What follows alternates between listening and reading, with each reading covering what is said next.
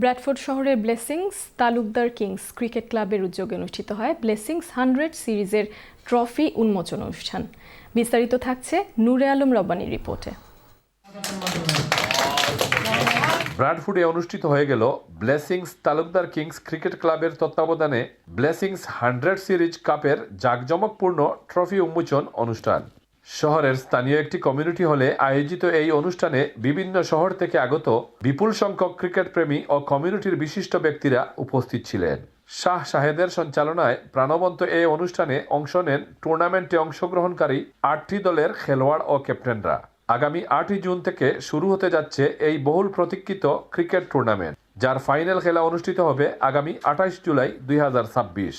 অনুষ্ঠানের মূল আকর্ষণ ছিল টুর্নামেন্টের ট্রফি উন্মোচন, যা খেলোয়াড় ও ক্যাপ্টেনদের উপস্থিতিতে উৎসাহ উদ্দীপনার মধ্য দিয়ে সম্পন্ন হয়।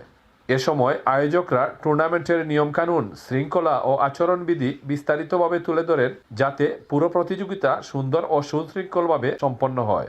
বক্তারা তাদের বক্তব্যে বলেন, এ ধরনের ক্রীড়া আয়োজন কমিউনিটির যুব সমাজকে ইতিবাচক কর্মকাণ্ডে সম্পৃক্ত করে এবং তাদের মধ্যে ভ্রাতৃত্ববোধ জোরদার করে। ব্লেসিং তালুকদার কিংস এটার 100 বল সিরিজ স্টার্টিং অন জুন। আমরা আজকে ট্রফি উন্মোচন করার লাগি কারণ আমরা আজকে সমবেত সফল হয়েছি। We expect 8 teams to battle out for trophies and also a cash prize. It's a great event today, launching the tournament and also meeting a lot of Bangladeshi players from across the north. This tournament, 8টা টিমে participate করব। সবার টিমর captain হলের একটা meet and grit, আর আমরা main আছে trophy আনেবিল।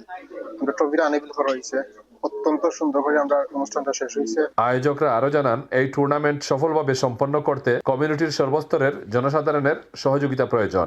নূরে Alam Rabbani, channel S news, Bradford.